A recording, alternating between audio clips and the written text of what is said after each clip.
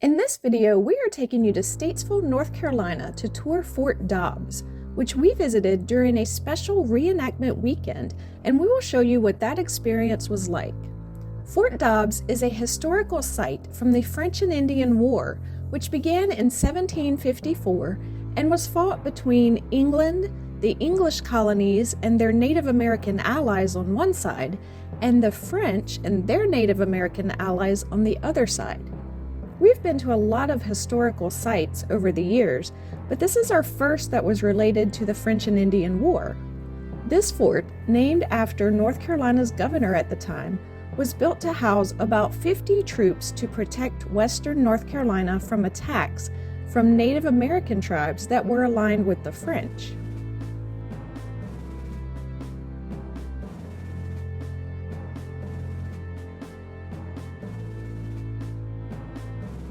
But first, there were a number of reenactors on the grounds, such as this gentleman showing us the maps of the time and discussing the area. The western part of North Carolina did not have many residents at the time, as most of the residents lived closer to the coast. Those who lived there were pretty spread out, which made them susceptible to attack, which is why the governor felt the need to build this fort to extend the reach of his troops into the western part of the state. Here are some reenactors portraying those troops.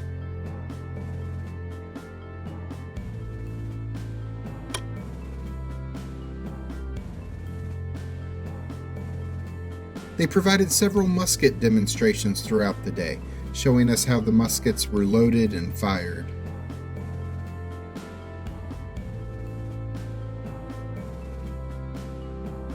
There were also reenactors showing what it looked like to prepare food for the soldiers at the fort. They displayed the cooking methods and types of food that would have been eaten at the fort during the war. They'd also built an oven out of earth that was being used to bake various types of bread that they were making right in front of us. Reenactors provided information about the food they were preparing, what the people of the time would have been drinking. They even talked a bit about the clothing they were wearing as well.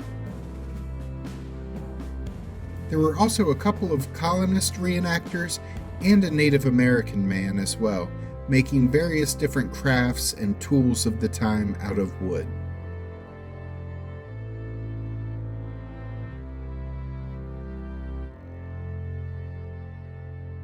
And that takes us to our tour of the fort itself. Guided tours took place about every 45 minutes and only cost $2 per person. This fort we are about to tour is a full-sized recreation of the original fort, which was built in 1756. The original fort was abandoned by 1766 and left to rot. This reconstruction of the fort was completed and opened to the public in 2019. The fort was 3 stories tall and measured 53 feet by 40 feet, with a flanker building on opposite corners.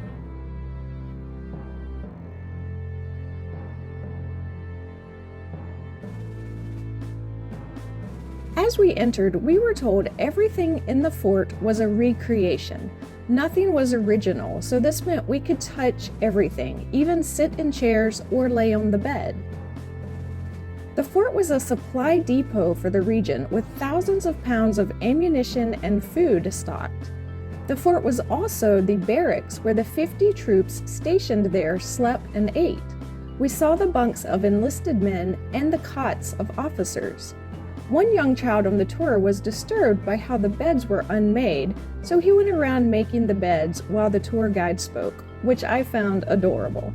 Jack found it kind of creepy. It can be two things. The fort itself was never attacked by the French or their allies during the war. It was actually attacked once though, but by the allies of the English, the Cherokee. See, what had happened was thousands of Cherokee fought alongside the English during the war until some Cherokees were walking through Virginia and were attacked by the Virginian militia, who had recently been attacked by some Native Americans and had some of their horses stolen. About 40 Cherokee were murdered by the militia in retaliation for this attack that they may not have even been involved in. So then the Cherokee went to the governor of North Carolina and demanded justice. Of course, the governor of the North Carolina colony had no power to bring members of Virginia colony's militia to justice. So, seeing English settlers as pretty much all the same, the Cherokees carry out revenge attacks on North and South Carolina colonists, killing some of them to settle the score. But of course now the Carolinians want justice, and the Anglo-Cherokee War breaks out. Colonists in Virginia and the Carolinas fight the Cherokees for justice and revenge, with each side killing hundreds from the other side, further continuing the eye for an eye, for an eye, for an eye, for an eye situation.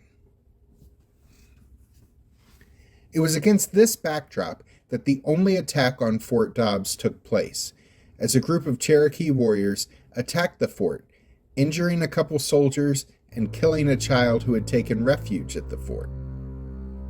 Several Cherokees were also killed in the fighting when the Carolinians successfully defended the fort.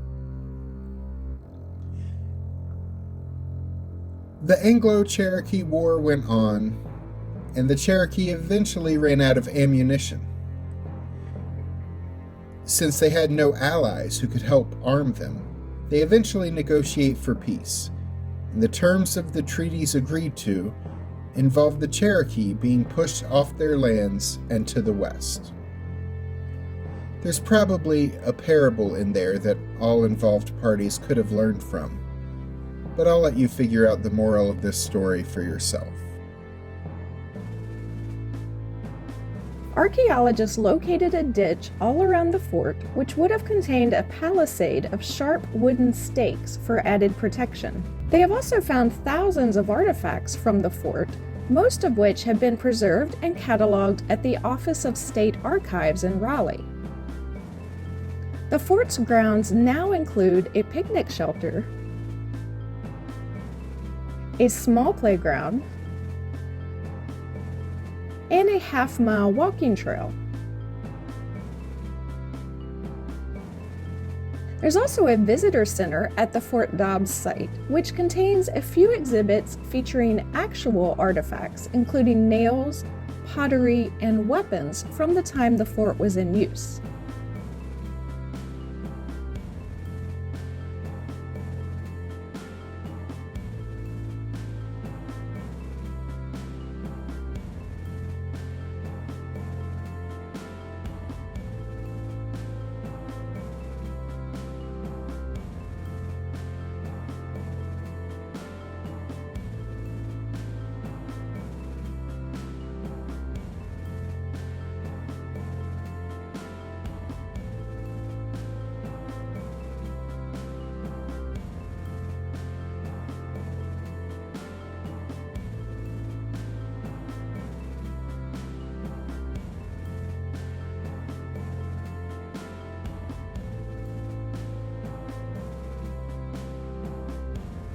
The visitor center also contains a gift shop with some cool souvenirs from your visit to the fort. Fort Dobbs is open to the public from 9 a.m. to 5 p.m. Tuesday through Saturday year-round, except on government holidays. There are guided tours every 45 minutes throughout the day for $2. Visiting the grounds and the visitor center are free. The site does have staff in period costume who lead the tours and can answer your questions every day that they are open. However, to see the extensive numbers of reenactors and the demonstrations like we saw, you would need to go on a reenactors weekend. There are several of these special events on the schedule for the remainder of 2023. They are planned to take place on September 30th, November 11th, and December 9th. Check out fortdobbs.org for more information. Click the link at the end of this video to see our historical attractions playlist. It features videos from Colonial Williamsburg, the National D-Day Memorial, the Wright Brothers National Memorial, and many more. I'm Alice. And I'm Chad. Be sure to click the subscribe button and the notification bell so we can see you the next time we're traveling through history.